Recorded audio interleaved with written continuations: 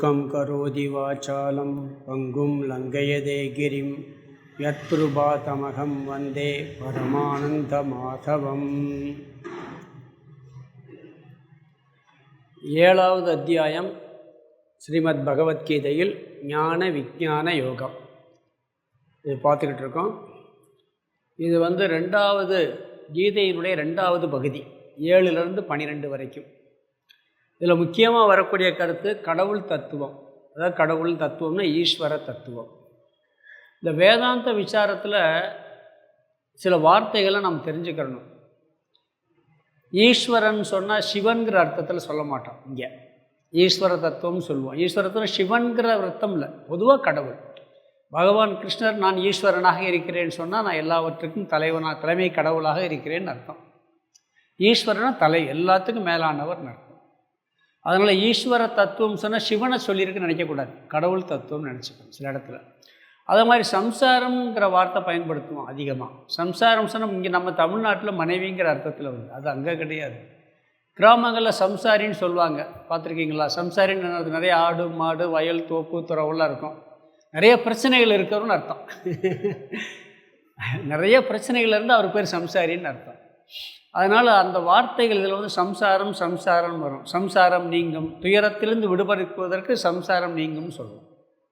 அதனால் இந்த வேதாந்தத்துக்குள்ளே அந்த வார்த்தைகள்லாம் கொஞ்சம் முதல்ல புரிஞ்சு, புதுசாக வரவங்களுக்கு என்ன வித்தியாசமாக இருக்குன்னு நினச்சிடக்கூடாது. அதனால் இங்கே என்ன சொல்கிறான்னு சொன்னால், 2வது 6 பகுதிகளில் கடவுள் தத்துவம் வருது. ஏன்னா நம்மளுடைய தத்துவத்தை பற்றி முதல் 6 அத்தியாயத்தில் பார்த்தோம். ஜீவன்னா என்னன்னு சொல்லி, நான் யாருன்னு சொல்லி. இப்போ கடவுள் யார்? ஈஸ்வர தத்துவம். பிறகு அந்த கடவுள் தத்துவத்தை முன்னாடி அங்கே சுயமுயற்சி வந்துச்சு, இங்கே கடவுள் அனுகிரகம் வேணும்னு பார்த்தோம். நம்ம முயற்சி மட்டும் இருந்தால் பத்தாது, கடவுளுடைய அனுகிரகம் வேணும். சுயமுயற்சியில் நாம் செயல்படணும், அதற்காக கர்மயோகம். கடவுள் அனுக்கிறது, கடவுள் மேலே பக்தி செலுத்தணும், அதுக்காக பக்தி யோகம். இங்கே இந்த 2வது 6 அத்தியாயத்தில் ஈஸ்வர தத்துவம், அதாவது கடவுள் தத்துவம், கடவுளின் அனுகிரகம், பிறகு பக்தி, இதுதான் அதிகமாக வரும். 12 அத்தியாயம் வரைக்கும்.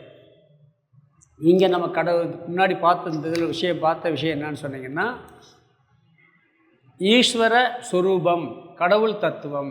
கடவுள்னா என்னன்னு சொன்னால் எல்லாத்துக்கும் காரணமானவர்னு பார்த்தோம். இந்த உலகை படைத்தவர். சரி, படைத்த பொருள் எங்கேருந்து வந்துச்சுன்னு அவர்கிட்டருந்தே வந்துச்சு. சிலந்தி பூச்சியில் சிலந்தி கூடு கட்டுறதுக்கு எங்கேருந்து மெட்டீரியல் எடுக்க தாண்டிருந்தேன். அவர் படைத்ததெல்லாம் ஜடப்பொருள்கள், அதாவது அபரா பிரகிருதின்னு பார்த்தோம், ஒரு கீழான தத்துவம். பிறகு அதுலேயே இன்னொன்னையும் வச்சுருக்காரு, ஜீவ தத்துவம்னு சொல்லி, உணர்வு தத்துவம். நம்மகிட்ட 2 தத்துவம் இருக்குது. ஜடம் ஒன்று இருக்குது. ஜடம்னா என்ன? உணர்வற்ற உடல். இதில் உணர்வு உள்ளே வருது. இந்த உணர்வு தத்துவம் வெளியேறிடுச்சுன்னா இது பிணமாயிரும், ஜடமாயிரும். அது மாதிரி இந்த உலகமெல்லாம் ஜட தத்துவம். இதற்கு அபரா பிரகிருதின்னு ஒரு வார்த்தையை சொன்னார். அந்த உணர்வு தத்துவம் பரா பிரகிருதி. இந்த பரா பிரகிருதிங்கிறது அழியாத தத்துவம், என்றும் இருப்பது, மாறாதது, நிலையானது. இந்த உலகம் அனைத்தும், படைக்கப்பட்டவை அனைத்தும் மாறுவது, அழிவது, ஒரு தோற்றமாக தெரிவது. இது 2ம் சேர்ந்துதான் கடவுள் தத்துவம் அப்படின்னு பார்த்தோம். பிறகு நம்மளுடைய துயரத்திற்கெல்லாம் காரணம் என்ன? சம்சார காரணம் அப்படின்னு ஒரு தலைப்பு வருது, 2வது. அதையும் பார்த்தோம். அதில் என்ன சொன்னார்னு சொன்னால், நாம் எல்லாம் என்ன நினைக்கிறோம்னு சொன்னால், கடவுள் தத்துவத்தை புரியாதது துயரத்துக்கு காரணம். கடவுள்னா என்னன்னே சரியாக தெரியல. முதல் 6 அத்தியாயத்தில் என்ன சொன்னார்னா, நம்மளை பற்றி தெரியாதது துயரத்துக்கு காரணம். நாம் உடம்பு மனசுன்னு நினைக்கிறது துயரத்துக்கு காரணம் நினச்சோம். இங்கே என்ன சொல்கிறாரு? நம்மை அறிவதும் கடவுளை அறிவதும் ஒன்று தான் ஆக்சுவலாக பார்த்தா. இங்கே கடவுள்னா என்னன்னு தெளிவாக தெரியாமல் இருக்கக்கூடிய அறியாமை துயரத்துக்கெல்லாம் காரணம்.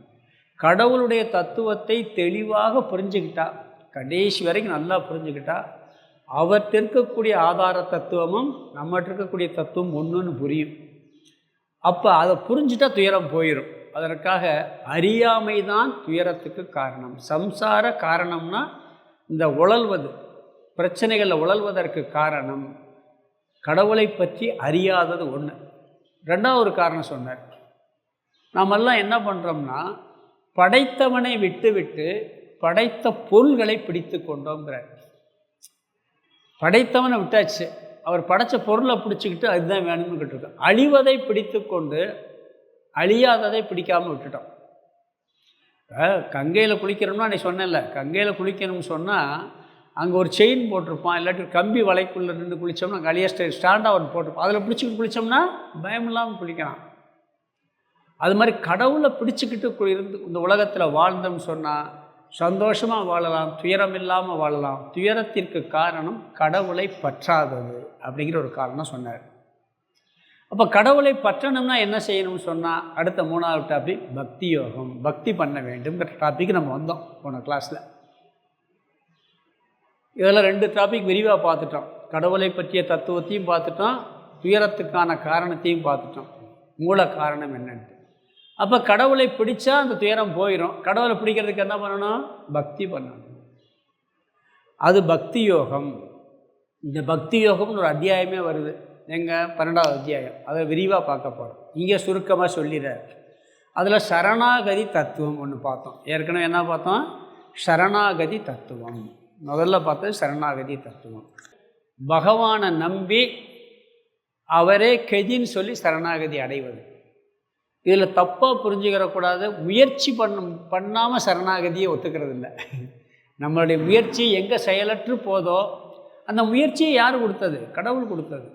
நம்ம பண்ணுற முயற்சிக்கு சக்தி ஆற்றலெல்லாம் யார் கொடுத்தது? கடவுள் கொடுத்தது.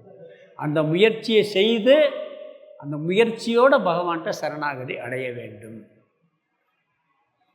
இப்போ நாம் நினச்சிக்கிட்டு இருக்கோம் அந்த இடத்துல நான் நல்லா கிளாஸ் எடுக்கிறோம்னு வச்சுக்கலேன். ஒரு உதாரணத்துக்கு சொல்கிறேன். இங்கே நல்ல கிளாஸ் எடுக்கணும்னு சொன்னால் நான் என்னுடைய முயற்சி நான் எடுக்கிறேன், புரியுதுங்களா? நான் கிளாஸ் எடுக்கிறேன், நீங்களாம் கேட்குறீங்க, இதெல்லாம் நம்மளுடைய முயற்சியாக இருக்கலாம்.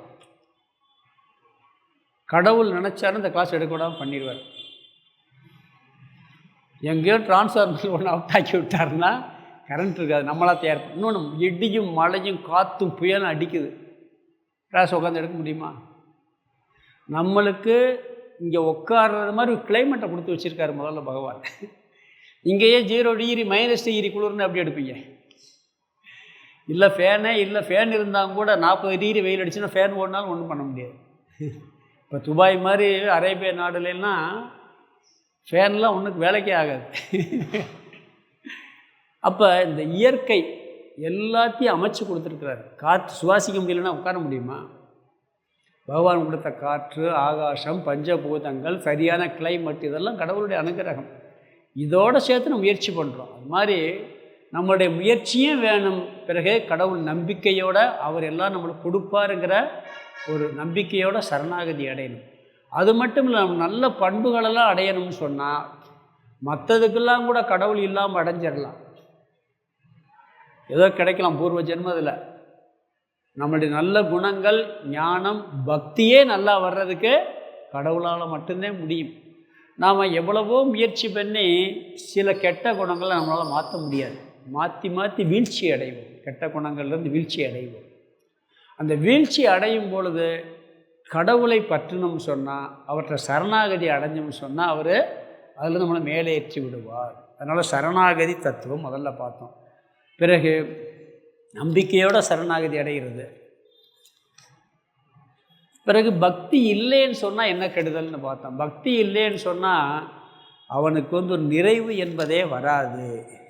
பக்தி இல்லாதவருடைய நிலை சும்மா கெட்ட குணங்கள் தான் இருக்கும். மேக்சிமம் 100க்கு 99 பேர் நாஸ்திகர்களை பொறுத்தவரையில் ஒரு ஒழுங்குபாடு இருக்காது. பார்த்திங்கன்னா யாராவது 1-2 பேர் இருக்கான், பெரும்பாலும் இருக்காது.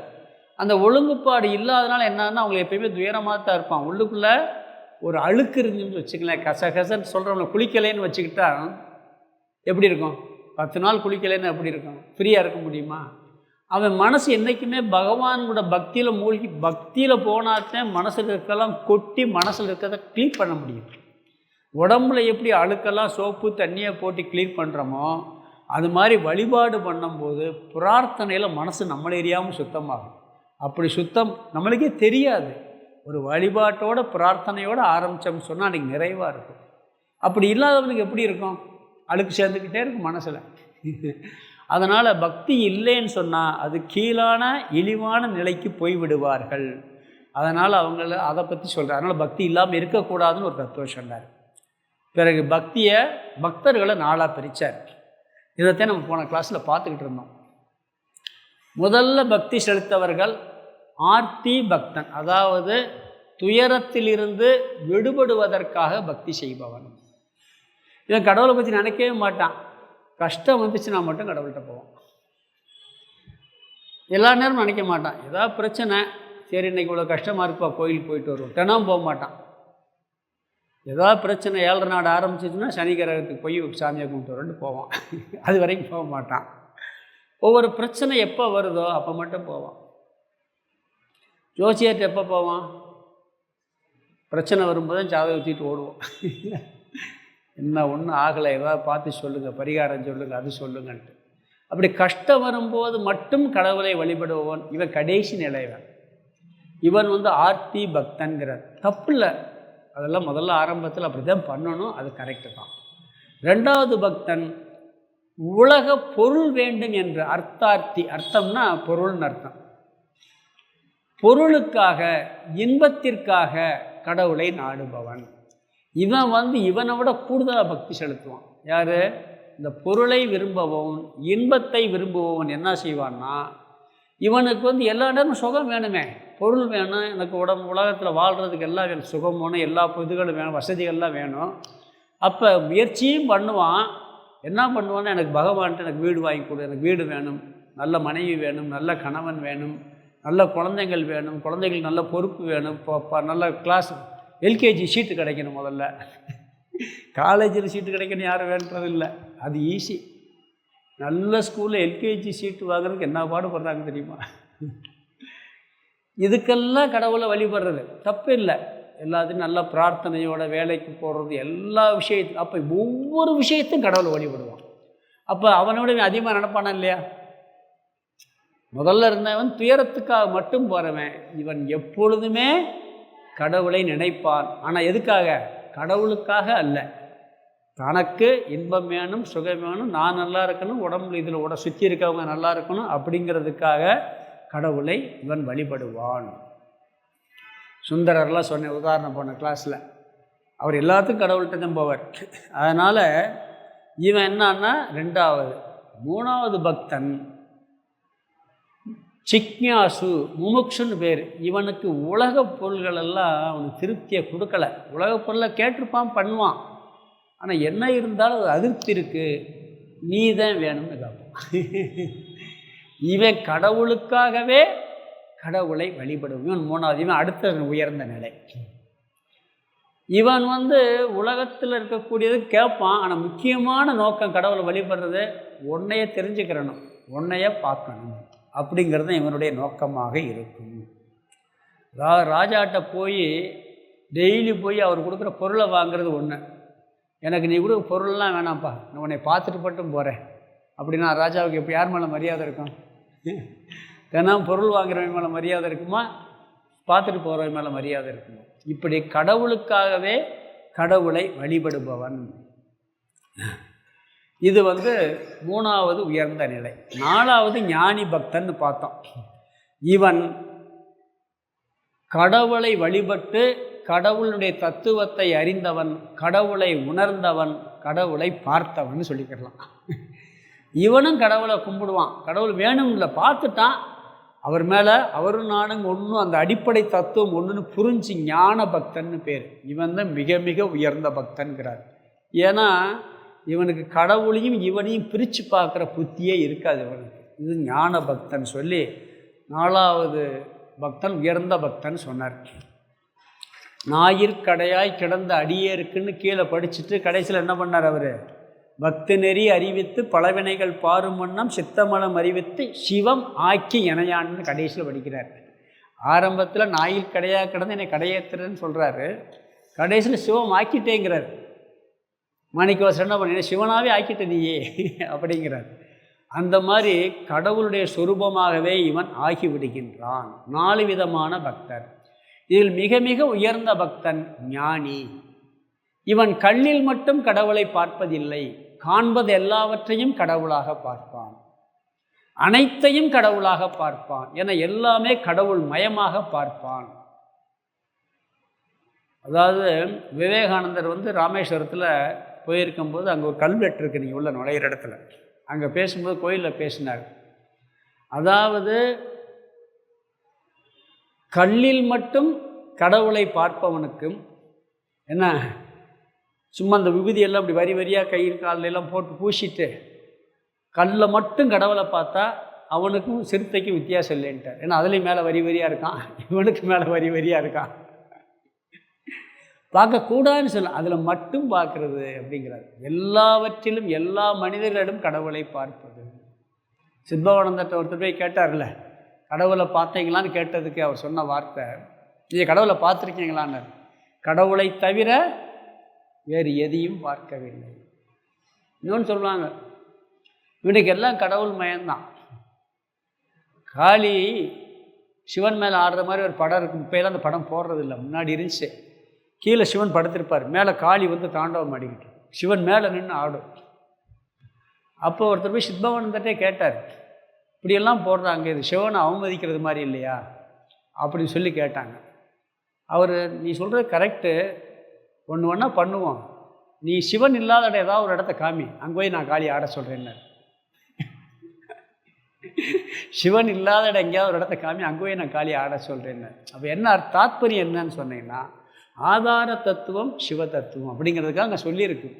இவன் அப்படி எல்லாவற்றையும் பார்ப்பான். வடிவத்தை பார்ப்பான்னு அர்த்தம் இல்லை. சிவனையோ விஷ்ணுவையோ பிரம்மவையோ பார்வதி லட்சுமி அப்படி பார்ப்பான்னு அர்த்தம் இல்லை. கடவுள் தத்துவம்தான் எல்லாமாக இருக்கிறது என்று அறிவோடு பார்ப்பான், ரூபமாக பார்ப்பான்னு அர்த்தம் கிடையாது. அப்படி இவன் ஞான பக்தன். வெளி விஷயத்தில் இவனுக்கும் மற்றவனுக்கும் எந்த வித்தியாசம் கிடையாது. எல்லாரும் மாதிரி சாப்பிடுவான், எல்லோரும் மாதிரி பழகுவான், எல்லோரும் மாதிரி இருப்பான். ஃபேமிலியில் இருந்தால் ஃபேமிலியில் மற்றவன் இருக்கிறத இவன் தான் அன்பாக இருப்பான், பிரியமாக இருக்கிற மாதிரி இருப்பான். அதில் ஞானியானவன் அப்படியே நான் எதுலேயும் பற்று இல்லை, நான் உங்கள்கிட்ட பேச மாட்டேன், அது பெரிய தப்பு. எல்லாத்தையும் அன்பாக இருக்கும்போது தான் குடும்பத்தில் எப்படி அன்பாக இல்லாமல் இருக்க முடியும்? ஒரு ஞானி உலகத்தில் எல்லா ஜீவராசிகள்கிட்ட அன்பாக இருக்கிறவன் தான் குடும்பத்தில் அன்பாக இல்லாமல் எப்படி இருப்பான்? இல்லற ஞானியாக இருந்தால் யோசிச்சு பாருங்க. தப்பான ஒரு அபிப்பிராயத்தை உருவாக்கி வச்சுருக்காங்க. அவன் தான் உண்மையிலே அன்பாக இருப்பான். ஆனால் அந்த அன்பு தடைபடும் பொழுது துக்கப்பட மாட்டாங்க. மற்றவனுக்கு துக்கம் வரும், ஞானிக்கு துக்கம் வரும். அவ்வளோதான் வித்தியாசமே ஒழிய மற்றவங்களுக்கு இவனுக்கு வித்தியாசம் இருக்காது. இவனே உயர்ந்தவன், இவனே எனக்கு மிக மிக பிரியமானவன்கிறார். எல்லாரும் எனக்கு பிரியமானவங்க, ஆனால் இவன் எனக்கு மிக மிக பிரியமானவன், ஞான பக்தன் அப்படிங்கிறார். இதுக்கு ஒரு உதாரணம் சொன்னோம்னா, ஏன் இவனுக்கு பிரியமானவன் சொல்கிறாருன்னா, நம்ம அன்பு இருக்குது பார்த்தீங்களா, நம்மளுடைய பிரியம், இது 3 விதமாக டிவைட் ஆகும். பொதுவாக ஒரு 100% அன்பில் யார் மேலே அதிகமாக அன்பு இருக்குது? நம்ம மேலே தான் இருக்கும். பாதி எல்லாம் நமக்காகத்தான். மற்றவங்கள்ட்ட அன்பு வைக்கிறது எதுக்குன்னா, சும்மா நான் சுயநலம் இல்லைன்னு சொல்லலாம். ஒருத்தருக்காக நீங்கள் கஷ்டப்படுறீங்க, குழந்தைக்காக கஷ்டப்பட்டு துயரத்தை அனுபவிக்கிறீங்கன்னா அந்த துயரத்தில் உங்களுக்கு ஒரு சந்தோஷம் கிடைக்கும். கேட்டு அனுபவிக்க மாட்டான். நம்ம மேலே ஒரு பிரியம் முதல்ல 50% இருக்கும். பிறகு நம்மளுக்கு இன்பம் தரக்கூடிய பொருளில் ஒரு 25% இருக்கும். ஆனால் அந்த பொருள் வாங்கிறதுக்கு சில மெட்டீரியல் தேவை இருக்கும், அந்த சாதனை இருக்கும், அதுக்கு ஒரு 25% அன்பு இருக்கும். இப்போ உதாரணம் வச்சுக்கலாம், எனக்கு சுகமாக இருக்கணும், நான் சந்தோஷமாக ட்ராவல் பண்ணணும், நான் சொகுசாக போய் வரணும்னு ஒரு ஆசை என் மேலே இருக்குது. அதுக்கு என்ன வேணும்? காரு வேணும். அப்போ காருக்கு மேலே ஒரு 25% அன்பு வரும். கார் வேணும்னா சும்மா கார் வருமா? அதுக்கு பணம் வேணும். அந்த பணத்து மேலே ஒரு 25% வரும். என் மேலே 50%, கார் மேலே 25%, அதை வாங்குகிற பணம் மேலே 25% வரும். இது முதல்ல இந்த துக்கத்துக்காக வழிபடுறவன், இன்பத்துக்காக வழிபடுற பக்தனுடைய நிலை. கடவுளுக்காக கடவுளை வழிபடுறேன் எப்படின்னு சொன்னால், இவனுக்கு தான் மேலே 50% இருக்கு. அந்த சுகம் தர்ற பொருள் எதுன்னு சொன்னால் கடவுள். இவனுக்கு கடவுளை நாடுறான்ல, அப்போ அதில் 25%. அந்த கடவுளை நாடுவதற்கு எதை பயன்படுத்துகிறான்? கடவுளைத்தையும் பயன்படுத்துகிறான். கடவுளை வழிபட்டு நீ எனக்கு வேணும்னு கேட்குறான். அப்போ 50% கடவுள் ஆகிறார், 50% இவன் ஆகிறான். இவன் அடுத்த நிலைக்கு வந்துடுறான். 3வது ஆள் என்னென்னா, நீயும் நானும் ஒன்றுன்னு ஆகிட்டான். அப்போ 100% ஒன்றாகி போகுது. 100% கடவுள் மேலே ஆகி போகுது. ஏன்னா இவனும் அவர் ஒன்றுன்னு நினச்சிட்றான். அப்போ அதனால் 100% இவன் கடவுள் மேலே இருப்பானான். அதனால் இவனே உயர்ந்த பக்தன் சொல்லி எனக்கு மிக மிக பிரியமானவன் சொல்லி பகவான் 4 வித பக்தர்களை சொல்லி முடிக்கிறார். 1 ஆர்த்தி, துன்பத்தின் பொருட்டு வழிபடுபவன். 2 அர்த்தாத்தி, உலக பொருள்கள் உலக சுகத்திற்காக வழிபடுபவன். 3வது கடவுளை அடைய வேண்டும் என்று வழிபடுபவன். 4வது கடவுளை அடைந்து வழிபடுபவன், ஞான பக்தன். இந்த 4 பக்தர்களை 2ஆக பிரிக்கிறார். எப்படி பிரிக்கிறார்னு சொன்னால் 2 விதமான பக்தி, சகாம பக்தி, நிஷ்காம பக்தி. பயன் கருதிய பக்தி, பயன் கருதாத பக்தின்னு இதை 2ஆக பிரிக்கலாம். பயன் கருதிய பக்தி எது? துன்பத்திலிருந்து விடுபடுங்கிறது என்னது? அந்த பலன் எனக்கு வேணும், உலக பொருள் வேணும், உலக சுகம் வேணும். இது 2ம் பலன் கருதிய பக்தி. பலன் கருதாத பக்தி கடவுளே வேணும் கேட்கறது, உலக சுகத்துக்கு விட கடவுளை வேணுங்கிறதும் கடவுளை அடைஞ்ச பிறகு செலுத்துகிற பக்தி நிஷ்காம பக்தி. சகாமம்னா தன் பொருளுக்காக, உலக சுகத்துக்காக, உலக இன்பத்துக்காக செலுத்தக்கூடிய பக்தி. நிஷ்காமம்னா அந்த உலக சுகத்தை நீக்கிவிட்டு உலக பொருள்களுக்காக பக்தி செலுத்தாமல் கடவுளுக்காகவே பக்தி செலுத்துவது நிஷ்காம பக்தி. பயன்கருதா பக்தி அப்படிங்கிறார். அதாவது அபரா பிரகிருதிக்காக செலுத்தக்கூடிய பக்தி. கடவுளை படைத்தவனை விட்டுவிட்டு படைத்த பொருளை வேண்டி செலுத்தக்கூடிய பக்திக்கு பேர் சகாம பக்தி, பயன் கருதிய பக்தின்னு பேர். சகாம பக்தினா பயன் கருதிய பக்தி. இப்போ நம்ம விதவிதமான தேவதைகள்லாம் வழிபடுறோம், விதவிதமான ஆசை இருக்குது, ஒவ்வொரு ஆசைக்கும் ஒரு கடவுளை வழிபடுவோம். இதெல்லாம் சகாம பக்தி. இப்போ வீட்டில் ஏதாவது தோஷம் இருக்குது, நவகிரக தோஷம், நவகிரகத்தை பூஜை பண்ணி வழிபடுவோம். இந்த தோஷமெல்லாம் நீங்கள் இது சகாம பக்தி. குழந்தைகள் திருமணம் நடக்கல, குரு பகவானுக்கு போய் பூஜை பண்ணுங்க, குரு பகவானை வழிபடுங்க. அப்படி சனி தோஷம் இருந்தால் குச்சனூர் போங்க, இல்லை திருநள்ளாறு போங்க, அங்கே போய் பூஜை பண்ணுறது, இதெல்லாம் சகாம பக்தி. செல்வம் வேணும், நல்லா போய் லட்சுமியை கும்பிடு, திருப்பதியில் போய் கும்பிடு, இல்லாட்டி அந்த பொற்கோயில் ஒன்று இருக்குது அங்கே போய் சாமி கும்பிடு. அப்போ பணம் வேணும்னா அதுக்காக சில கடவுளை வழிபடுறது. ஒவ்வொன்றுக்கும் ஒரு கடவுள் இருக்குது, எல்லாத்துக்குமே எல்லா பரிகாரத்துக்கும் ஒரு கடவுளை வச்சுருக்காங்க. அந்தந்த கடவுள்களை வழிபட்டு எந்த கடவுளை வழிபட்டால் எந்த பலன் வேணும்னு வேண்டுறோமோ அதுக்கு பேர் சகாம பக்தி. திருநெல்வேலியில் சாரதா காலேஜ் இருக்குது, அங்கே ஒரு கும்பாபிஷேகம் சாமி பண்ணார். நான் கூட போயிருந்தேன். அப்போ எனக்கெல்லாம் சின்ன வயசு. கோயிலுக்குள்ளே காந்திமதி அம்மன் ஒன்று இருக்குது. நெல்லையப்பர் காந்திமதி அம்மன் டவுனுக்குள்ளே பெரிய கோயில். அந்த காந்திமதி அம்மனை இவங்க பெண்கள் கல்லூரினால் தனியாக பிரதிஷ்டை பண்ணாங்க, அம்மனை மட்டும். நல்ல அருமையான விக்கிரகம் உள்ள அந்த பெரிய நெல்லையப்பர் கோயில் எப்படி இருக்கோ அதை விட அருமையாக பண்ணியிருந்தாங்க. சாமி தான் கும்பாபிஷேகம் பண்ணார். அது பண்ணும் பொழுது வெளியே என்ன பண்ணார்னா 2 சின்ன குளம் மாதிரி வச்சு பேரெல்லாம் மாற்றிட்டாங்க. சும்மா அந்த சொத வேலையில் ஒரு லட்சுமி, ஒரு சரஸ்வதி, இது 2 விக்கிரகம் பண்ணி அதையும் பிரதிஷ்டை பண்ணணும். உள்ளே அதை பண்ணியாச்சு. அதை பண்ணும்போது அங்கே இருக்க சாமி ஒரு பெரியவர், எல்லோரும் அந்த கீழே விக்கிரகத்துக்கு கீழே வைப்பாங்கல்ல, அது பெரிய விக்கிரகத்துக்கு முறைப்படி அந்த எல்லாம் வச்சு நவரத்தினம்லாம் வச்சு போய் தங்கமெல்லாம் வச்சு பண்ணிட்டாங்க. இதை பிரதிஷ்டை பண்ணும்போது ஏதாவது காசு இருந்தால் கீழே வைங்க அப்படின்னு இந்த காலேஜில் குழந்தைங்களும் பூரா பெண்கள் காலேஜ், பெண் குழந்தைங்க காலேஜில் படிச்சுக்கிட்டு இருக்காங்க, வைங்கன்னு சாமி சொன்னார். லட்சுமிக்கு ஒருத்தர் கூட வைக்கல, சரஸ்வதிக்கு போய் வைக்கிறாங்க எல்லோரும். ஏன்னா படிப்பு. உடனே அந்த சாமி கிண்டல் பண்ணார், சும்மா காசை வச்சுட்டு பாஸ் பண்ணிடலாம்னு நினைக்காதீங்க, சரஸ்வதிக்கு சும்மா காசை வச்சுட்டு பாஸ் பண்ணி நினைக்கிற, கழுத்தில் காதல்களை கலத்தி போடுங்க அப்படின்னாரு. அங்கே ஒரு கிண்டலாக பேசுவார் அந்த சாமி. ஏன்னா அவங்களுக்கு கூட பாருங்களேன், அந்த படிக்கிறதுனால சரஸ்வதியை கும்பிட்டாதான் நமக்கு கல்வி வருங்கிற எண்ணமே வருது. லட்சுமியை கும்பிட்டு நினைக்கவே இல்லை. உண்மையிலே பார்த்தேன், லட்சுமிக்கு வைக்க ஒரு குழந்தை கூட லட்சுமி காசு போடுது, சரஸ்வதி போடுதுங்க. ஆச்சரியமாக அதாவது இருப்பாருங்க, அது எவ்வளோ பெரிய விஷயம். அப்போ நம்மளுக்கு கல்விக்குன்னா சரஸ்வதி, இதுக்குன்னா லட்சுமி, இப்படி ஒவ்வொரு தேவதைகளை நாம் விரும்பி எந்த விஷயத்துக்காக எந்த பலனுக்காக வழிபடுகின்றோமோ அதற்கு பேர் சகாம பக்தி. அழியும் பொருள்களை வேண்டி செலுத்தக்கூடிய பக்திக்கு பேர் ஷகாம பக்தி. அதில் ஒன்று சொல்கிறார், நீ எந்த தேவதையை வழிபட்டு அந்த பலன் உனக்கு கிடச்சிச்சின்னா அந்த தேவதையிட்டேருந்து வர்றதில்ல, நான் தேவதையிட்ட கொடுத்து உனக்கு கொடுக்க சொல்கிறேங்கிறார். எல்லாம் என்னிடமிருந்தே வருகின்றன பகவான் சொல்கிறார். நீ யார்கிட்ட பிரார்த்தனை பண்ணி என்ன வாங்கினாலும் அதுக்கு யார்கிட்டருந்து வருது? ஏன்கிட்டருந்தே வருதுங்கிறார் பகவான்.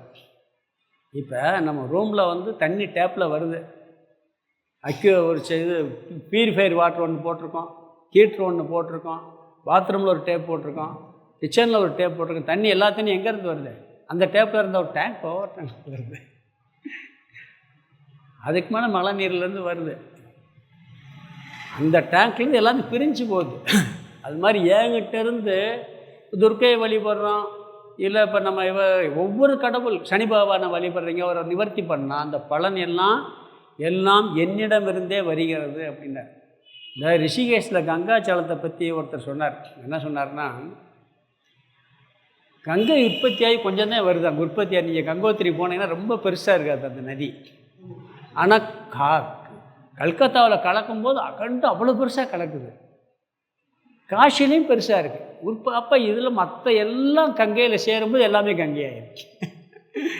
ஆனால் அதே புனிதத்துவம் அதுக்கு இருக்கா இல்லைங்களா? அப்போ ஒருத்தர் சொன்னார், அப்போ எல்லாமே கங்கை தானேன்னு சொல்லிட்டு ஒருத்தர் சொன்னார், அப்போ கடல் நீரும் கங்கை தானேன்னாரு. எல்லா கடையில் போய் கலக்குதுல்ல. இன்னொரு சொன்னார், அது மட்டும் கங்கை இல்லை, உலகத்தில் எல்லா தண்ணியுமே கங்கை தானே. எப்படின்னா கடல் நீர் தான் ஆவியாகி மழையாக பெய்யுது. ஒருத்தர் சும்மா ஒரு லாஜிக்காக சொல்கிறார். ஒருவரை யோசித்து பார்த்தா எல்லாம் அங்கேருந்தே வருது. எல்லா நீரும் கடல் நீரிலிருந்து வருது. அது மாதிரி எல்லாமே என்னிடமிருந்தே வருகின்ற. நீ எந்த தேவதையை வழிபடு, என்ன பொருளை வேண்டி வழிபடு, அது எல்லாமே என்னிடமிருந்து. சில பேர் சித்து வேலை செஞ்சு இப்படிம்பாங்க, ஒரு ஆப்பிள் வரும், ஒரு மாலை வரும், அது எங்கேருந்து வருது? கடவுள்கிட்டருந்தே வருது. கடவுள் இதுக்குன்னு ஒரு ஸ்டாக் வச்சுருக்காராம். இந்த குபேரன்ட்டு இருக்கிற மாதிரி சில தபஸ்விகளுக்கு வேணும். பொருள் யாராலையும் ஒரு பொருளை கிரியேட் பண்ண முடியவே முடியாது. இருக்கிறதைத்தான் கொடுக்க முடியுமே ஒழிய, அதை இல்லாததற்கு இருப்பு இல்லை, இருப்பது இல்லாமல் போவதும் இல்லைன்னு சொல்லி 2வது அத்தியாயத்தில் சொன்னார். எந்த ஒரு பொருளை கிரியேட் பண்ண முடியாது, இருக்கிறத இல்லாமல் பண்ண முடியாது. இது லாஜிக். இது பொருளை மாறுமே ஒழிய பண்ண முடியாது. எங்கேயாவது ஒருக்கு இங்கே கொண்டு வந்து கொடுக்க முடியும். அப்படி எல்லாமே என்னிடமிருந்தே வருகிறது. கலெக்டர்கிட்ட கையெழுத்து வாங்கலாம், நேர போயும் வாங்கலாம், பீன் மூலமாக வாங்கலாம், தாசில்தார் மூலமாக வாங்கலாம். அது மாதிரி நீ எந்த தேவதையை வழிபட்டாலும் தப்பு இல்லை. அந்த தேவதையிட்டிருந்து நான் தான் அந்த தேவதை மூலமாக எல்லாவற்றையும் கொடுக்கின்றேன் அப்படிங்கிறார். இது என்ன சொல்கிறாருன்னா, இந்த பொருளுக்காக நீ வழிபட்டு இந்த பக்தியை அதிகமாக செலுத்தும் பொழுது உன்னை அறியாமல் கொஞ்சம் கொஞ்சமாக நிஷ்காம பக்திக்கு வந்து விடுவாய்ங்கிறார். காமிய பக்தி தப்புன்னு சொல்லலை, ஆரம்ப நிலையில் அதுதான். மற்ற ஆள்கிட்ட கேட்குறது கடவுள்கிட்ட கேட்டு போகிறோம். ஆனால் அதுலேருந்து என்ன பண்ணணும்? நீயே நிஷ்காம பக்திக்கு வர வேண்டும். சகாம பக்தியிலிருந்து நிஷ்காம பக்திக்கு வர வேண்டும். சகாம பக்தியில் பலன் கருதிய பக்தியில் என்னென்னா தற்காலிகமான சுகம் கிடைக்கும், தற்காலிகம் பொருள் கிடைக்கும். அதுவும் தேவை தானே. இப்போ ரொம்ப வெயில் ஓவராக அடிக்குது, ஐஸ்கிரீம் டெம்பரவரி தான், சாப்பிட்டா நல்லா தானே இருக்குது. குளிர் அடிக்கும்போது காஃபி சாப்பிட்டா நல்லா தானே இருக்குது, யார் வேணாம்னா. அதுக்கெல்லாம் அடிமையாகிடக்கூடாது. அதுவும் கடவுள்கிட்ட இருந்தால் நம்ம வாங்குகிறோம், அது தப்புன்னு சொல்லலை அவர். அதையும் நமக்கு பகவான் தருகிறார் அப்படிங்கிறார். ஆனால் என்ன சொல்கிறாருன்னா, இதையெல்லாம் நீ உலக சுகம் தரும் பொருளெல்லாம் வச்சுக்கிட்டு நல்ல பண்போடு இருந்தேன்னு வச்சுக்கிட்டா எவ்வளோ இருக்கும்?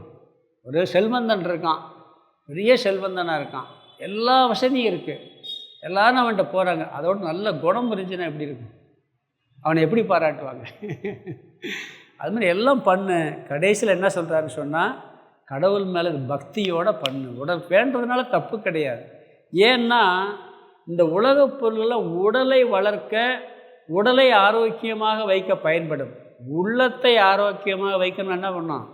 கடவுள் தான், பக்தி தான் வேணும். அதற்காக நீயே கடவுளிடம் பக்தி பண்ணு. இது என்னன்னு சொல்கிறாருன்னா, சகாம பக்தி. பொருள், பதவி, புகழ், ஆள்பலம் எல்லாமே இருந்தால் நல்லது தான். தப்பு இல்லை, கடவுளும் ஆனால் அதுக்கு அடிமையாகக்கூடாதுங்கிற. அதுக்கு நீ ஏன் அடிமையாகக்கூடாது. வேத மந்திரங்கள் எவ்வளோ பிரார்த்தனை இருக்குது தெரியுமா? அது வேதாந்தத்திலேயே ஆப்யாயந்து மமாங்கானின்னு இருக்கு. எனக்கு நல்ல இந்திரியம் இருக்கட்டும், இந்திரியங்கள் ஆற்றல் பெறட்டும், காதுகள் நல்லா கேட்கட்டும், கண்ணு நல்லா இப்படிலாம் இருக்குது, மந்திரம் இருக்குது. அதே மாதிரி சில ஆசிரமங்களில் பார்த்தீங்கன்னா அந்த ஆசிரமம் நல்லா நடத்துறதுக்கு சில பொருள்கள் வேணும்னு ஒரு சில யாகமெல்லாம் சாமியே பண்ணுவார். நல்ல பிரம்மச்சாரிகள் வேணும்னு யாகம் இருக்குது, நல்ல சிஷியர்கள் வேணும்னு யாகம் இருக்குது. இதெல்லாம் நம்ம வேண்டி பிரார்த்தனை பண்ணுறது இதிலே இருக்குது. இதிலேருந்து என்னன்னு சொன்னால் கடைசியில் நிஷ்காம பக்திக்கு வரணும். அதாவது கடவுளுக்காக கடவுளிடம் பக்தி செலுத்த வேண்டும். இது அடுத்த பக்தி. இது எப்படின்னா பற்றுக பற்றற்றான் பற்றினை அப்பற்றை பற்றுக பற்று விடற்குன்னு இருக்கு பார்த்தீங்களா? அதாவது எல்லாவற்றையும் பற்றுவது, உலகத்தில் இருக்க எல்லாவற்றையும் பற்றுவது சகாம பக்தி. அந்த பற்றை விடுவதற்கு இன்னொரு ஆளை பற்றணும், அது பற்று இல்லைங்கிறார். அது யார்? பற்றற்றான். அவனுக்கு எதிர்மேலையும் பற்று இல்லை, கடவுள் அவனை பற்று. அந்த பக்தியை அந்த பற்றை பற்றுன்னு சொல்கிறதில்ல. நீ உலகத்தில் எதை பற்றினாலும் பற்றுன்னு சொல்கிறோம். பற்றுக பற்றற்றான் பற்றினை. எதற்கு? அப்பற்றை பற்றுக பற்று விடற்கு அப்படின்ட்டார். அந்த பற்றை விடுவதற்கு பகவானை பற்றுக. வேண்டுங்கால் வேண்டும் பிறவாமை, மற்றது வேண்டாமை வேண்ட வருங்கிறார். நீ பிரார்த்தனை பண்ணுறாருந்தா என்ன, பிறவாமையை பிரார்த்தனை பண்ணு. அந்த பிரார்த்தனை எப்படி நடக்கணும், மற்றதெல்லாம் வேணாம்னாச்சே உனக்கு அது கிடைக்குங்கிறார். இந்த உலக சகாம பக்தி இருக்கே, அதுலேருந்து நீங்கள் வந்தேன்னா அது கிடைக்கும். வேண்டாமை அன்ன வெளிச்செல்வம் ஈண்டில்லை யாண்டும் அகுது ஒப்பது இல்லைன்ட்டார். சகாம பக்தி நிஷ்காம பக்திக்கு வரும் பொழுது எனக்கு ஒன்றும் வேணாம்ப்பா, நீ தான்ப்பா வேணும். என்ன பண்ணுறது? எனக்கு எல்லாம் வேணாம், ஒன்றைய தவிர ஒன்றுமே வேணாம் அப்படின்னு சொல்கிற பக்தி நிஷ்காம பக்தி. இந்த பக்திக்கு வர வேண்டும். நிஷ்காம பக்தி பண்ணிட்டோம்னா ஒன்றுமே வேணாம், நீ மட்டும் வேணும்னா எப்படி சாப்பிட்றது? நம்மளால அவரே பார்த்துக்கிறேன். நீ என்னையை மட்டும் வேணும்னு கேட்டேன்னா உன்னுடைய தேவைகளை நான் பார்த்துக்கொள்வேன்.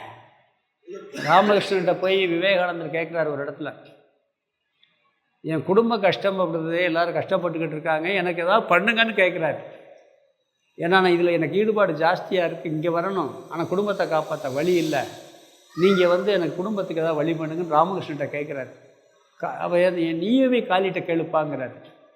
நான் எங்கே காளியை, உங்களுக்கு தானே காளி காட்சி தர்றா, நீங்களே கேளுங்க, கேட்டு கொடுங்க அப்படிங்கிறார். இவர் விவேகானந்தர் என்ன ராமகிருஷ்ணன் என்ன சொல்கிறாரு, நீ போய் கேளுப்பா, காளி உனக்கு காட்சி தருவாங்கிறார். நீ போ, உனக்கு காட்சி தருவா கேளுங்கிறார். போகிறாரு, அந்த தட்சிணேஸ்வரன் கோயிலில் காளி காட்சி கொடுக்குறான்.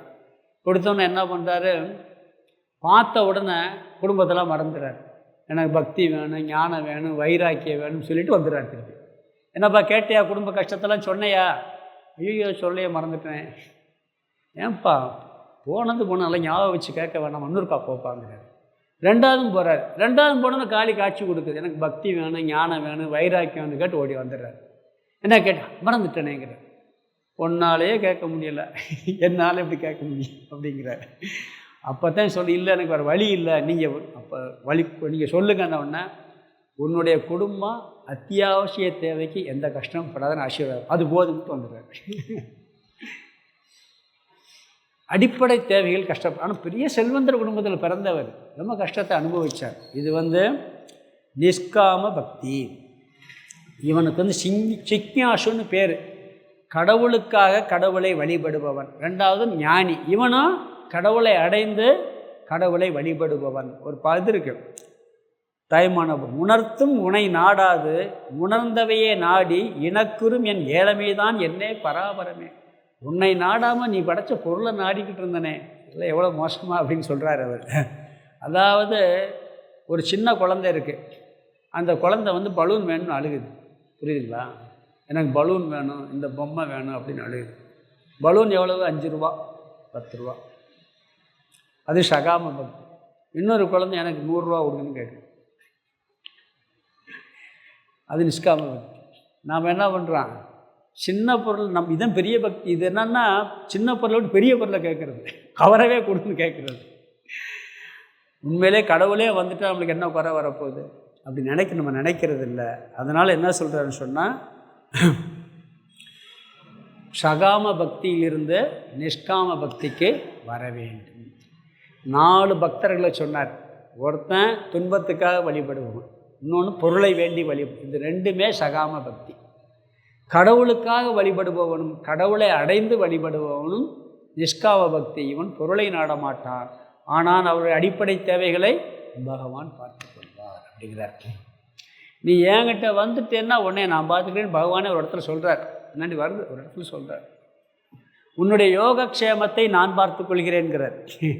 நீ என்னை இப்போ தேடி வந்துட்டேன்னா உன்னுடைய யோகக்ஷேமத்தை நான் பார்த்து கொள்கிறேன்கிறார். பிறகு எதெல்லாம் பக்தின்னு சொல்லி 3 படிகள் சொல்கிறார். 5வது தலைப்பு கர்மயோக பக்தி 1, 2வது உபாசனா தியான யோக பக்தி, 3வது ஞான யோக பக்தி. கர்மயோக பக்தினா நம்ம கர்மயோகத்தை பற்றி 3வது அத்தியாயத்தில் ஃபுல்லாக பார்த்தோம், 4வது அத்தியாயத்தையும் கொஞ்சம் பார்த்தோம். இந்த கர்மயோகமே பக்தி தான் அப்படிங்கிறார். இதான் முதல் படி. முதல் படி என்னன்னா, நீ எல்லா செயலையும் செஞ்சுக்கிட்டு கடவுளை நினச்சிக்கிட்டு செய்யி. அதில் எப்படி பலனை கடவுள் பிரசாதமாக ஏற்றுக்கொண்டு செய்ய. ஒவ்வொரு காரியம் ஆரம்பிக்கும் போதும் கடவுளை வழிபட்டு நீ செய்ய. இதெல்லாம் கர்ம செயல் செய்யும்போது கடவுள் சிந்தனையோடு நம்ம செயல் செய்வது, பலனை பிரசாத புத்தியோடு ஏற்றுக்கிறது. இதெல்லாம் நிறைய நம்ம பார்த்துட்டோம். 2வது அத்தியாயத்தில் பார்த்தோம், 3வது அத்தியாயத்தில். இதுவும் பக்திங்கிறார். கர்மயோகமே என்ன, அது மட்டும் இல்லை, செயலையே ஒரு பக்தியோடு செய்யணும். செய்கிறோமா இல்லையா? தொழிலை நீ கடவுளாக நினச்சி பண்ணுப்பா. தொழிலை பக்தியோடு செய்யணும் சொல்கிறோமா இல்லையா? ஒரு டிரைவர் காலையில் வண்டி எடுக்கணும், என்ன பண்ணுவார்? தொட்டு கும்பிடுவார். எல்லாம் ஒரு வண்டி எடுக்கும்போது அப்படித்தான். நம்ம ஒரு பொருள் வாங்கினா என்ன பண்ணுவோம்? அதை போய் படிக்கிறதுக்கு ஒரு புக்கு வாங்குகிறோம், கடவுள்கிட்ட வச்சு கும்பிட்டு பண்ணுறோம். வீட்டில் ஒரு பயன்படுத்துகிற ஒரு பொருள் வாங்கினா பண்ணுறோம். அதே மாதிரி ஒரு வீட்டிலே ஒரு காரியம் பண்ணும்போது அதில் பக்தி இருந்தால் தான் அந்த தொழில் நல்லா பண்ணும். அதாவது வீட்டில் சமைக்கிறோம், சமைக்கும்போது கூட எல்லோரும் நல்லா சாப்பிடணும், இது நல்லா வரணும் அப்படிங்கிற ஒரு பக்தியோடு பண்ணால் எப்படி இருக்கும்? அந்த உணர்வோடு பண்ணால் அது நல்லா இருக்கும். உணவுக்கும் இந்த சமைக்கிறவங்கள் இருக்குது பார்த்திங்களா, சமைக்கிறவங்களோட சம்மந்தப்பட்ட அந்த உணவில் சில குணங்கள்லாம் போகுங்கிறாங்க. அதாவது உணவுக்கு குணத்துக்கு ரொம்ப சம்மந்தம் இருக்குது. கெட்டவங்க கையிலேருந்து வாங்கி சாப்பிட்டோன்னு வச்சுங்களேன், அவங்களுக்கு கெட்ட குணம் வருமா? பீஷ்மர் துரோணரே துரியோதனை சாப்பாடை சாப்பிட்டதுனால இப்படி ஆயிட்டாங்கன்னு சொல்லுவாங்க. ராமகிருஷ்ணன் கூட அப்படி ஒரு இடத்துல பண்ணுறாரு. ஏன்னா அந்த உணவில் நம்மளுடைய எண்ணங்கள் போகுது. பக்தியோடு நம்ம சமைக்கிறோம். அதே மாதிரி பக்தியோடு ஒரு தொழில் பண்ணுறது, எந்த ஒரு வேலை செஞ்சாலும் அது பக்தி பூர்வமாக பண்ணுறது, இதுவே ஒரு கர்மயோகம்தான். அது ஒரு பக்தி அப்படிங்கிறார். பிறகு 2வது பக்தி என்னென்னா, நாம் பண்ணுற ஜபம் தியானம், இதுவும் பக்தி. நம்ம உட்காந்து இப்போ தியான யோகம்லாம் பார்த்தோமே, அதில் பண்ணுறது பக்தி. பூஜை பண்ணுறது, வழிபாடு பண்ணுறது, எந்த தியானமாக இருந்தாலும் கண்ணை மூடி குரு இஷ்ட தெய்வத்தை வழிபடுறது, இது அடுத்த ஒரு ஸ்டெப், 2வது ஒரு ஸ்டெப். இந்த தியானம் பண்ணும்போது கூட சில பேர் பார்த்திங்கன்னா சும்மா போய் உட்காந்து அப்படியே தியானம் பண்ண மாட்டாங்க. அந்த ஆசனத்தை அப்படியே ஒரு ஊதுபத்தியை காமிக்கிறது, கடவுளுக்கு ஊதுபத்தியை காமிச்சிட்டு உட்கார்ற ஆசனத்துக்கு ஊதுபத்தி காமிக்கிறது. பொருள்களுக்கெல்லாம் கூட காமிப்பாங்க. வீட்டில் போய் ஒரு பொருளை வச்ச பிறகு பார்த்தீங்கன்னா சூடம் காமிக்கிறது, ஊதுபத்தி புதுசாக ஒரு பொருள் வாங்கினா தீபாவளிக்கு அந்த கல்ச்சரை கொண்டு வர்றதுக்காகத்தான் நம்ம சாமி முன்னாடி வச்சு ட்ரெஸ்ஸாக போடுறோம். மற்ற நாள் எடுத்து நம்ம வாட்டுக்கு போட்டுருவோம். தீபாவளி அன்றைக்கி என்ன பண்ணுவான்? பலகாரங்கள் என்ன பண்ணாலும் சாமிக்கு வச்சுட்டு அங்கே படைச்சிட்டு எடுப்போம் நம்ம. இதெல்லாம் ஒரு பக்தி, இதெல்லாம் கர்மயோக பக்தி. உபாசனா பக்திங்கிறது தியானம் பண்ணுறது, ஜபம் பண்ணுறது, இதெல்லாம் உபாசனா பக்தி. இது 2வது பக்தி. நம்ம பார்த்தோம் தியான யோகத்தில் பார்த்ததெல்லாம் 2வது பக்தி. இதில் இருந்து என்ன பண்ணணும்னு சொன்னால் திருப்பி ஞான யோக பக்திக்கு வர வேண்டும். இதுதான் இறுதியான பக்தி. அதாவது ஞான யோக பக்திக்கு எப்படி வரணும்னு சொன்னால், முதல்ல தர்மமான வாழ்க்கை வாழ்ந்தான்னு சொன்னால் அவனுக்கு பாவம் நீங்குமா. அதர்மமான வாழ்க்கை வாழ்ந்தால் பாவம் சேரும். தர்மமான வாழ்க்கை வாழும் பொழுது ஏற்கனவே செஞ்ச பாவங்கள்லாம் நீங்கும். இது கர்மயோகத்தில் வரும். பாவம் நீங்கிறதுனால விருப்பு வெறுப்பு குறையுமா. மனசில் இருக்கக்கூடிய ராகத்வேஷம் இருக்குது பார்த்தீங்களா, அது குறையும். முதல்ல வேதாந்தத்துக்கு தகுதியே, ஞான யோகத்துக்கு தகுதியே இந்த விருப்பு வெறுப்பெல்லாம் குறையணும் முதல்ல. இந்த விருப்பு வெறுப்பு குறைஞ்சிருச்சுனாலே புத்தி நல்லா வேலை செய்யுமா. ஒருத்தர் நடுநிலைமையில் இருந்தால் தான் ஒரு இடத்துல புத்தி கரெக்டாக தீர்ப்பு சொல்வார். நடுநிலை இல்லை, ஒருத்தர் மேலே விருப்பு வெறுப்பு இருந்தால் கரெக்டாக சொல்வாரா? நம்மளுக்கே 2 பேர் ஃப்ரெண்ட்ஸ் இருக்காங்க, ஒருத்தனை பிடிக்குது ஒருத்தனை பிடிக்கலை, யாருக்கு சாதகமாக சொல்லுவோம்? இந்த தர்மத்தை பார்க்க மாட்டோம்.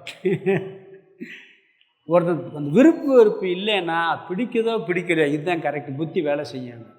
அப்போ தர்மமாக வாழ்ந்தால் விருப்பு வெறுப்பு குறையும், விருப்பு வெறுப்பு குறைஞ்சால் புத்தி விவேக சக்தி வரும். விவேக சக்தி வந்தால் உறுதியான மனதுடன் அவன் பகவானை நாட ஆரம்பித்து விடுவான். அப்படி பகவானை நாட ஆரம்பித்த பிறகு என்ன செய்வான்? ஞான யோகத்தில் பிரவேசம் பண்ணுவான். கடவுள்னால் என்ன, கடவுளை பற்றி தெரிஞ்சுக்கணுங்கிற எண்ணமே இப்படி ஸ்டெப்பாக வரும்போது இந்த புத்தியில் அரிப்பு வந்துடும், ஞான யோகத்துக்குள்ளே வந்துடுவாங்கிறார். இந்த கர்மயோக பக்தி, உபாசனா பக்தி, உபாசனா பக்தினா வழிபடக்கூடியது, தியானம், ஜபம் இதெல்லாம் பண்ணி முறையாக பண்ணிட்டான்னா அதை கரெக்டாக பண்ணி வந்தவனுக்கு அவனை எரியாமல் புத்தி விவேக சக்தி ஏற்பட்டு இதெல்லாம் தெரிஞ்சுக்கிறன்னு நினைப்பான். பொதுவாக என்னன்னா இந்த ஞான யோகத்துக்கு வரும் பொழுது 2 விஷயத்தில் வந்தாத்தான் உள்ளே வருவான். எப்படின்னா, இந்த உலகம்னா என்ன, இந்த உலகத்தை படைச்சவருங்கிறாங்க, அவர் ஏன் படைச்சார், எதுக்கு படைச்சார், இப்படிலாம் ஒரு கேள்வி வரும். பிறகு இன்னொரு கேள்வி வரும், நம்மளை பற்றி சிந்திக்கும் போது எல்லா மனிதனும் பிறக்கிறான் இறக்குறான். கடோபனிஷத்தில் நசிகேத இறந்த பிறகு என்ன ஆவான், அவனுடைய நிலை என்ன, இருக்கானா இல்லையா, இது எப்படி தெரிஞ்சுக்கிறது? ஏதோ போட்டிருக்கு சாஸ்திரத்தில், அடுத்த பிறவி இந்த பிறவி இருக்குது, அந்த பிறவி இருக்குது, இந்த பாவம் பண்ணால் நரகத்தில் இதை அனுபவிப்பான், இப்படி பண்ணால் சரி சொர்க்கத்தில் அனுபவிச்ச பிறகு என்ன பண்ணுவான்? சுகத்துக்கு இன்பத்துக்கு புண்ணியத்துக்கு சொர்க்கத்தில் அனுபவிச்சிடறான், பாவத்துக்கு நரக, அது பிறகு என்ன திருப்பி பிறக்கிறான். திருப்பி பிறந்து என்ன பண்ணுவான்? எத்தனை நாள்லையும் பிறக்கிறது? இப்படியேன்னு ஓடுமா? இதுக்கு ஒரு முடிவு இருக்கா? இப்படியெல்லாம் புத்தி வேலை செய்யும். கொஞ்சம் நல்லா வாழ்ந்தோம்னா புத்தி இதற்கு தெரிஞ்சுக்க, இதை விஞ்ஞானத்தினுடைய ஹையஸ்ட் ஃபிலாசபி தான். சயின்ஸுனால் கண்டுபிடிக்க முடியாத ஒரு தத்துவம். இவ்வளவு கிரகங்கள், இவ்வளவு ஸ்டார்ஸ், இவ்வளவெல்லாம் நடக்குது இயக்கம், இதெல்லாம் யார் படைச்சா, எப்படி படைக்கிறாரு, அவர் யார், அவருக்கு ஏன், இதெல்லாம் என்னன்னா இந்த விவேக புக்தி வேலை செஞ்சு என்ன பண்ணுவான்? ஞான யோகத்துக்குள்ளே அறிவதற்காக முயற்சி செய்வான். சாமிகிட்ட கேட்டேன், நான் சும்மா உள்ளே வரும் பொழுது ஸ்பேஸை பற்றி கேட்பேன். சாமி ஸ்பேஸில் போய்கிட்டே இருக்குங்கிறாங்க, எங்கே தான் போய் முடியுது அப்படின்னு கேட்பேன். இவ்வளவு நட்சத்திர ஸ்டாரு, சரி ஏதாவது இதோட முடிஞ்சு போகுதுன்னு சொன்னால் அதை உடச்சிட்டு போனால் என்ன சாமின்னு கேட்டேன். உன்னை வச்சு இப்படி ஏதாவது முடிஞ்சிருதுன்னு சொல்கிறேன், இதோட முடிஞ்சு போகுதுப்பா, அண்டம் சராஸ் அண்டம், அண்டம் எதனால் மூடப்பட்டிருக்கு, அப்போ அதை உடச்சிட்டு அதுக்கப்புறம் என்ன இருக்குன்னு கேட்டுக்கிட்டே போகலாமே, என்ன பதில் சொன்னாலும் அதுக்கப்புறம் என்னான்னு ஒரு கேள்வி வருது, இந்த கேள்விக்கு பதில் விஞ்ஞானத்துலேயும் சொல்ல முடியாதேன்னு கேட்டேன். வேதாந்தத்தில் இருக்கான்னு கேட்டேன். இதை படித்தேன்னு இந்த கேள்வியே வராதுன்ட்டேன். நல்லா புரிஞ்சுக்கிட்டா இந்த கேள்வியே வராது, இந்த கேள்விக்கு அர்த்தமே இல்லாமல் போயிடும் அப்படிங்க. அது புரிஞ்சாதான் தெரியும், அது வரையும் கஷ்டம்தான். ஏன்னா அது எப்படின்னா அது எல்லாம் ஒரு கற்பனைங்கிறத நிரூபணம் பண்ணிடுவாங்க. அது பிறகு பொய்யை போய் என்ன விசாரம் பண்ணுறது அப்படிங்கிற என்ன வரும் அதில். அப்படி ஒன்று இருக்குது, உண்மை அதுதான். அப்போ இந்த மாதிரி சிந்தனை இவன் ஞான யோகத்திற்குள் பிரவேசம் செய்கின்றான். அங்கே என்ன பண்ணுறான்? அங்கே போய்த்தான் ஞான யோகம்னா என்ன, இது ஞான யோகம்தான். கிளாஸ் கேட்குறேன் பார்த்தீங்களா, ஞான யோகம்னா சிரவணம், தத்துவத்தை கேட்பது ஞான யோகம். அந்த தத்துவத்தை கேட்ட தத்துவங்களை நம்ம உட்கார்ந்து சிந்தித்து அதில் வரக்கூடிய சந்தேகங்களை நிவர்த்தி பண்ணுவது ஞான யோகம். அதுக்கு பேர் மனனம்னு பேர். சிரவணம், மனனம். நம்ம கேட்டு சந்தேகம் யார்கிட்ட போய் கேட்குறது? நீங்கள் கிளாஸ் எடுத்துகிட்டு போயிடுறீங்க, நாங்கள் யார்கிட்ட போய் கேட்குறது? சில நேரங்கள் கேள்விகள் வைப்பாங்க. இன்னொன்று என்னென்னா, கேள்வி வரும் பொழுது அடுத்த கிளாஸில் நிவர்த்தியாகும். சில நேரங்கள் நிவர்த்தியாக திருப்பி திருப்பி கேட்கும் பொழுது அதிலே நிவர்த்தி வரும். சில நேரம் கேட்டும் சில நேரம் கேள்வி பதிலாக வைப்பாங்க. இந்த அந்தர்யோக நிகழ்ச்சியெல்லாம் நடத்தினா அதுலெல்லாம் கேட்பாங்க. சில பேர் தேவையில்லாத கேள்வியை கேட்பார், உண்மையான கரெக்டான கேள்வியை கேட்கணும். சில பேர் நல்ல வேதாந்தம் கேட்டுட்டு கேள்வியை கேட்குறத பார்த்தா அவருக்கு இந்த கிளாஸை எடுத்துருக்க வேணாம்னு தோணும். கேட்டார்ல ஒருத்தர், நல்ல வேதாந்தம் பேசிக்கிட்டு இருக்கார். செத்த பிறகு எரிக்கிறதா புதைக்கிறதான்னு கேட்டார் சாமி. அவர் என்ன சொன்னார் தெரியுமில்ல? 2 வெட்டி பாதி எரிச்சிரு பாதியை புதைச்சிருந்தார். அந்த கேள்வி ஆக்கப்பூர்வமாக இருக்கும்.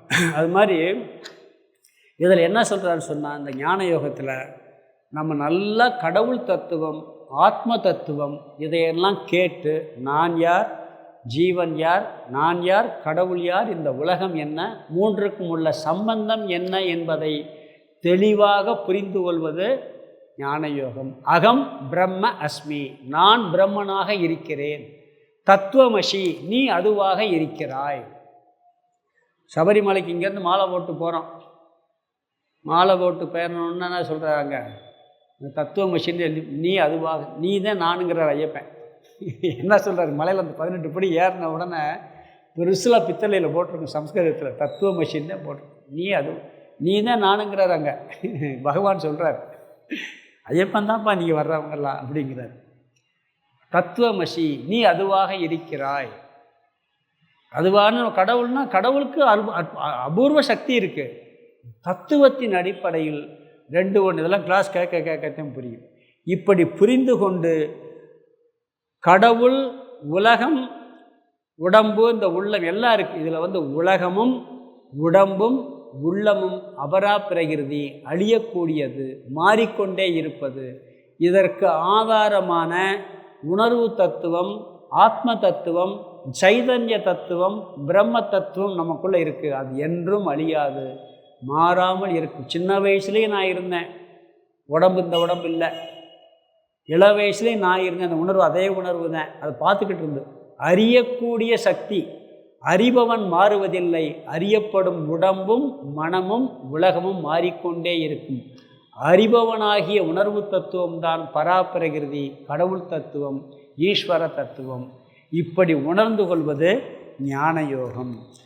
அதாவது அதில் ஒன்று சொல்கிறார், பகவான் அனைத்தையும் அறிவார், நான் எல்லாவற்றையும் அறிவேன், என்னை யாரும் அறிவதில்லைங்கிறார்.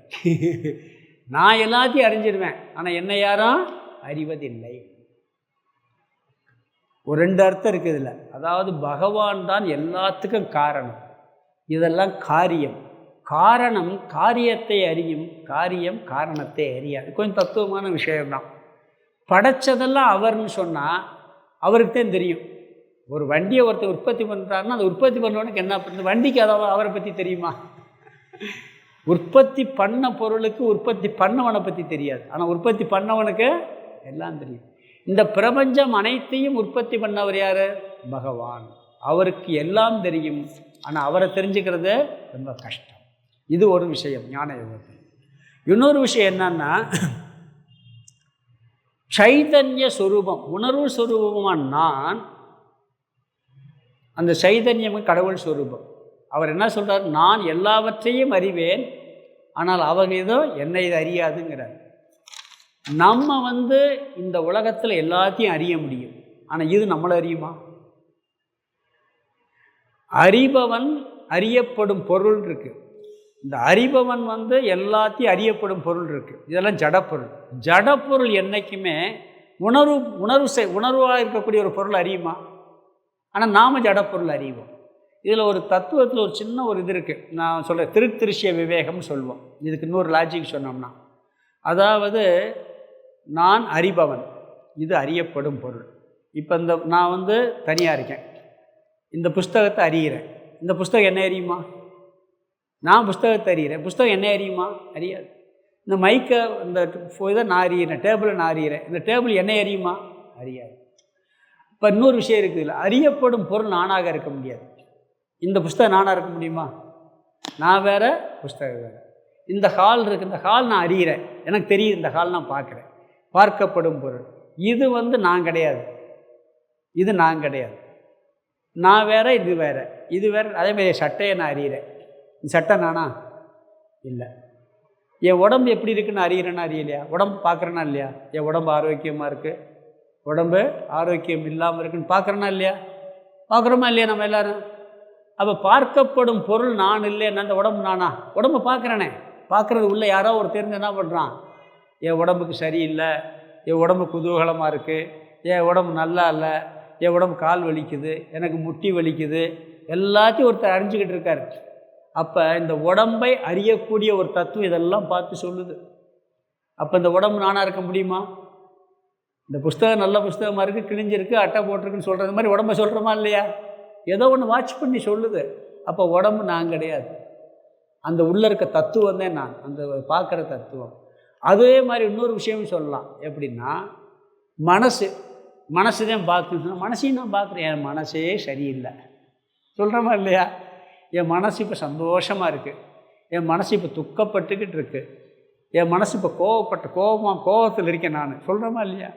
இப்போ மனசு என்ன செய்யுதுங்கிறத வாட்ச் பண்ணுறது யார்? யோசிச்சு பாருங்க. மனசு என்ன செய்யுதுங்கிறத வாட்ச் பண்ணுறது யார்? எதையெல்லாம் பார்க்கப்படுகிறதோ, எதுவெல்லாம் அறியப்படுகிறதோ அது நான் அல்ல.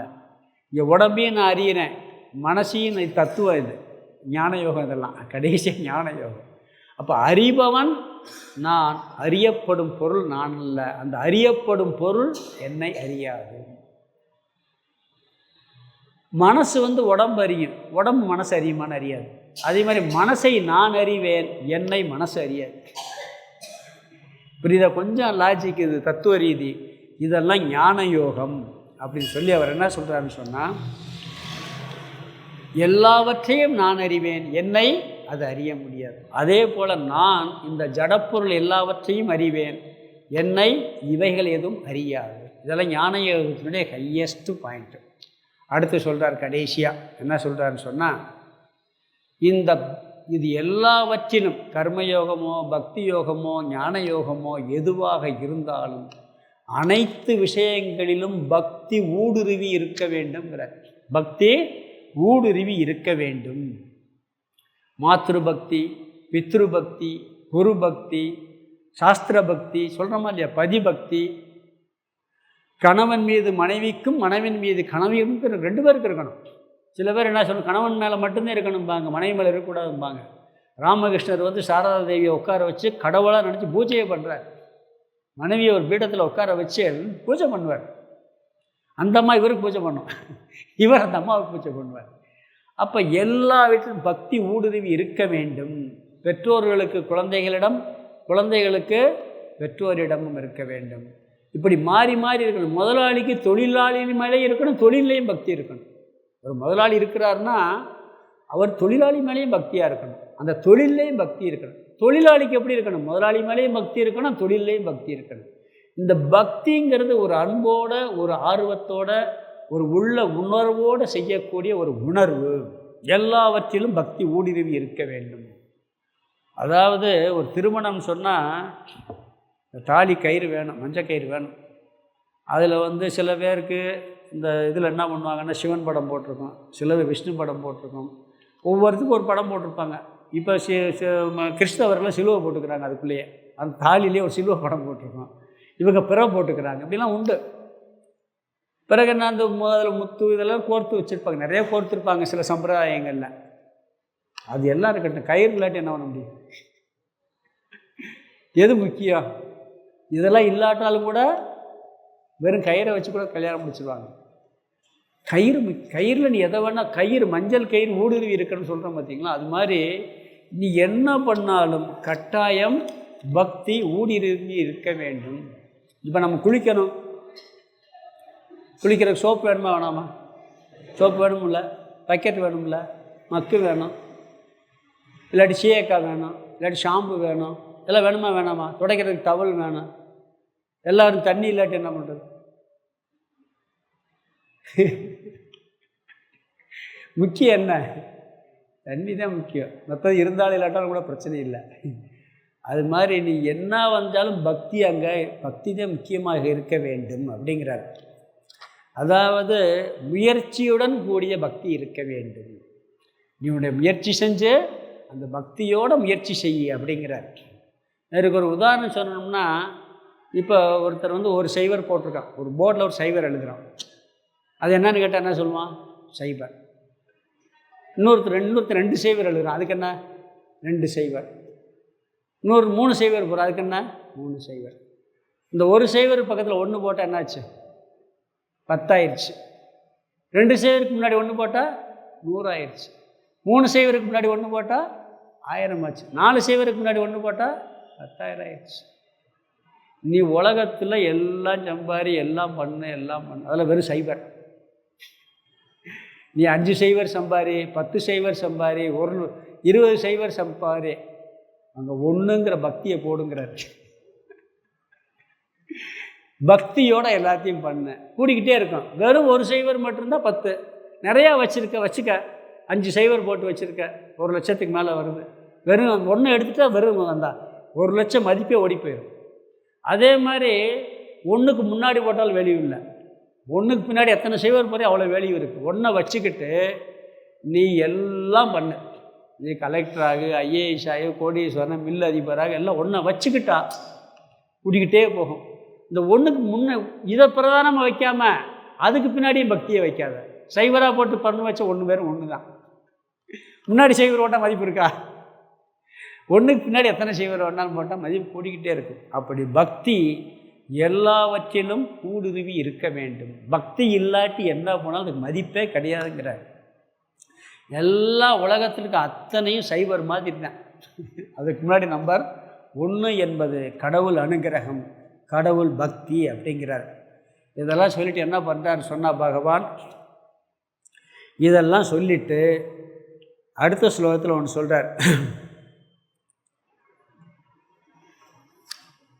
இப்படி எல்லாவற்றையும் பக்தி செலுத்தி ஒருவன் எதை அறிகிறான்னு சொல்லி ஒரு விஷயம் சொல்கிறார். 29-30 எவர்கள் என்னை சரணமடைந்து மூப்பு மரணம் இவற்றிலிருந்து விடுபடுவதற்காக முயல்கிறார்களோ அவர்கள், இப்படி பக்தி செலுத்தி பிறவாமையை அடைவதற்காக முயற்சி செய்பவர்கள் என்னென்ன தெரிஞ்சுக்கிறாங்கன்னு சொல்லி லிஸ்ட்டு போடுறார்.